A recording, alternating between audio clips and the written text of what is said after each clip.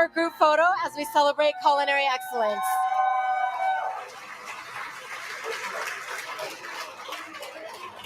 Come forward. Yeah, we're going to take a big group photo. Come forward, everybody. All right. Joel. All right. We got to get you in here. All right. Okay.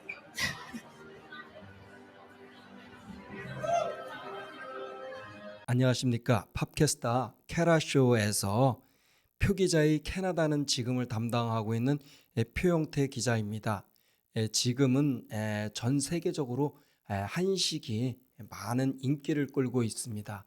그런데 과연 밴쿠버 이곳에서 한식이 어느 정도의 위치가 있는지, 그리고 한식을 바탕으로 한인 이민자 사회가 어떻게 경제적인 어떤 이익을 추구할 수 있는지에 대해서 한번 이야기해 보려고 합니다. 지난 3일 BC주의 주류 언론사에서는 일제히 미쉐린 가이드가 밴쿠버의 4개의 식당을 추가로 선정해 총 76개의 식당이 미쉐린 가이드에 올랐다라는 보도를 했습니다. 미쉐린 가이드는 총 5개의 구분으로 식당을 나누는데 실질적으로 별 하나, 별 둘, 별 셋인 유명 식당과 우수한 식당들과 가격은 저렴하지만 나름대로 훌륭하다라고 보는 빕 그루밍, 그리고 아주 고급스러운 그런 레스토랑이라고를 표명하는 실렉티드 레스토랑트, 그러니까 선정된 식당 등 총 5개로 구별이 되고 있습니다. 캐나다에 이렇게 총 5개로 구분된 식당이 76개라는 뜻이죠. 그러면은 밴쿠버에 과연 별 3개짜리나 2개짜리, 1개짜리 식당은 몇 개가 있을까요? 아쉽게도 밴쿠버에는 3스타나 2스타의 레스토랑은 없습니다. 1스타를 받은 식당이 10개가 있습니다. 앱그루망이 16개, 그리고 선정 식당이 50개인 것입니다. 그러면은 1스타의 식당을 어떤 식의 식당이냐, 뭐 국적별로 좀 나눠본다라면은 현대식이 4개로 가장 많았고, 이어서 일본식이 3개, 그리고 중국식, 프랑스식, 그리고 퓨전식이 각 1개씩을 차지했습니다. 한인 식당은 포함이 되지 못한 것입니다. 그러면 빕 구루망의 16개 식당에서도 보면은 현대식이 4개, 베트남식이 3개, 중국식이 2개, 일본식이 2개, 그리고 이외에도 태국, 멕시코, 일본, 프랑스 등과 같이 여러 나라들이 포함됐지만 한국은 포함되지 않았습니다. 그리고 50개의 선정된 식당에도 한국은 전혀 포함되지 않았습니다.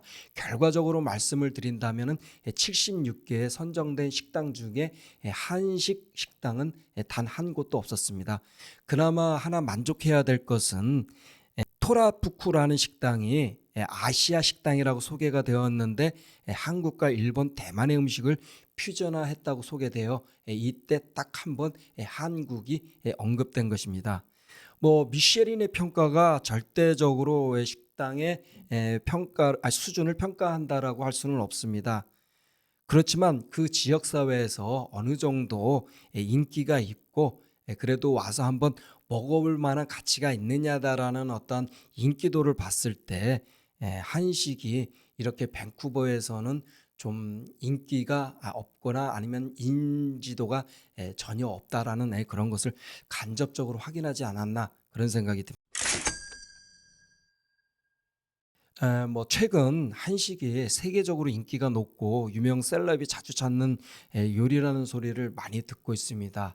뭐 한국 언론뿐만이 아니라 전 세계 유명 유튜버들도 그렇고 많은 부분에 있어서 한식의 우수성, 뭐 한식이 뭐 건강하고 그러면서도 맛이 좋다라는 그런 얘기를 많이 듣고 있습니다. 하지만 밴쿠버에서는 뭐 한식당이 전혀 뭐 제대로 홍보가 되지 않는 것 같습니다. 2000년대 초에 대장금이 밴쿠버 중국인 사회를 중심으로 큰 인기를 끌었을 때 리치몬드에 대장금이라는 이름의 식당이 등장하기도 했습니다. 그런데 드라마의 인기만큼이나 한식이 크게 보급되지 않아 이에 대해서 많은 의심이 있었습니다. 뭐 한국에서도 이에 대한 의구심 때문에 많은 뭐 여론조사나 의식조사, 인식도 조사를 했습니다. 뭐 가장 최근의 조사를 보면은 대한상공회의소의 2022년 12월 29일 인식조사 보도자료에 따르면 복수 선택으로 했을 때 한식에 대한 홍보 및 인식 부족이 38.3%로 제일 높았고, 그다음에 명칭 및 레시피 비표준화가 46.7%, 그리고 뭐 한식 식재료 수급 어려움이 33.5%, 접근성이 떨어지는 메뉴 등이 30.9%, 인력 수급의 어려움이 20.3%로 각각 나왔었습니다. 사실 밴쿠버에서 20년간 기자 생활을 하면서 체험적으로 느낀 결론도 이와 좀 비슷합니다. 밴쿠버 한인사회 한식당은 대부분 한인을 대상으로 하고 있습니다. 다운타운도 주로 유학생이나 취업비자 한인들을 대상으로 하고 있죠. 또 중국이나 일본 등 한식을 잘 아는 민족들이 한식당을 찾는 주요 손님이지, 우리가 얘기하는 유럽계 이민자들은, 그러니까 이민사회에서는 한식당에서 찾아보기 좀 힘들다고 할 수 있습니다. 그리고 밴쿠버에서 일식당, 많은 일식당이 있는데, 그리고 뭐 유럽계 이민자들도 많이 찾는 일식당이 있는데, 그중에 80%는 한인이 운영을 한다고 할 정도입니다. 즉 한인이 한식이 아니라 일식으로 어떻게 보면은 식경제 사회 속에서 경제 활동을 하고 있다라고 볼 수 있는 것입니다. 다시 왜 한식이 어려운지에 대해서 한번 제 나름대로의 분석을 해보았습니다. 한식은 주 요리 이외에 반찬 등 외국인이 보면은 뭐 여러 가지 요리가 한 상에 나오는 그런 스타일입니다. 이게 손님에게 장점이지만 식당을 경영하는 입장에서는 부담이 되겠죠. 또 조리법도 까다롭습니다. 계량화와 단순화된 타민족 요리에 비해서 한식은 뭐 다양한 요리 방법과 재료에 대해서 어떻게 보면 손맛이라고 하는 어떤 주관적인 어떤 부분이 필요로 하기 때문에 어디서 그 숙련 인력을 찾기가 쉽지 않습니다. 이런 어려운 점이 한식을 경영하는 데 있어서 큰 문제점이 되고 있는 거죠. 뭐 몇 년 전에 밴쿠버에 필리핀의 패스트푸드 브랜드인 졸리비가 들어왔을 때 주류 언론이 대대적으로 필리핀의 대표적인 음식 브랜드가 들어왔다고 언론에서 홍보를 한 적이 있습니다. 뭐 저희 나라 유명 브랜드, 그러니까 치킨 브랜드인 BBQ도 현재 들어와 있는 상태입니다. 뭐 최근에는 베스킨라빈스도 들어온 상태이고요. 그렇지만 현재 졸리비보다도 어떤 부분에 있어서는 주류 사회에 잘 알려지지 않고 있다라는 점.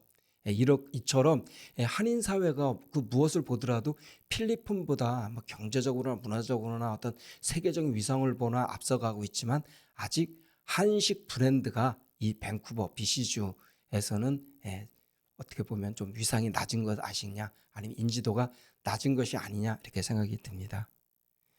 우리가 일본은 부자인데 국민은 가난하다는 말을 합니다. 케이푸드 한식은 세계적으로 유명세를 보이고 있지만 밴쿠버에서는 중국계를 빼고 나서 한식에 대한 큰 관심도를 보이고 있지 않습니다. 한식이라는 자체가 세계적으로는 높은 지명도와 어떤 호의를 받고 있지만 밴쿠버에서는 적극적으로 이런 장점을 활용해서 어떤 비즈니스에 사용하는 부분은 상대적으로 낮다라는 것이죠. 한때 한식진흥원에서는 해외 한식당에 대해 인테리어나 식기 자재 지원, 그리고 요리사 훈련도 시켜줬습니다. 하지만 현지에서 어떻게 한인 위해의 한식을 홍보할지에 대한 방법은 가르쳐주지 못했습니다. 즉 한식당이 아무리 좋다 할지라도 그것을 알고 찾아올 수 있는 그런 홍보에 있어서는 조금 미흡했던 적이 있습니다. 오늘 미쉐린 가이드로 이런 이야기를 해보았지만, 앞으로 한식이 보다 많이 주류 사회에 관심을 받아서 한식을 가지고 비즈니스를 하는 한인, 그리고 또 한식을 갖고 경영을 하려는 타 민족들이 모두 성공할 수 있는 그런 아이템으로 자리 잡기를 빌어봅니다. 이상입니다. 감사합니다.